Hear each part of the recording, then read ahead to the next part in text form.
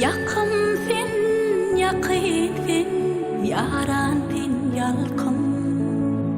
Filim fin, sum fin, sayam fin, salkın. Yağıtı fin, tağıtı fin, bağıtı fin, halkın. Karaştı vatanım, Türkmenistanım. Ayım fin, günüm fin, ağım fin asman. Bakcam fin, butsam fin, bağım fin bağvan. Ömürdün ödüne bakıya bağlar. Karaştı vatanım,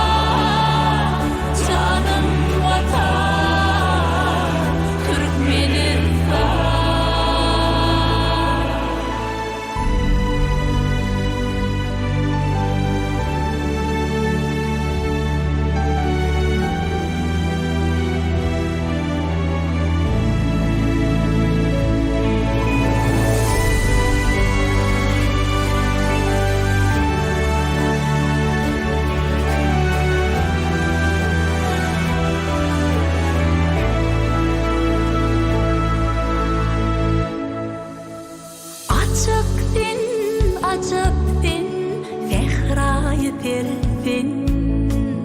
Ovatin, ravatin, aydımdin, hengdin. Uçurdin, uçuktun, elim edindin. Karaştı vatanım,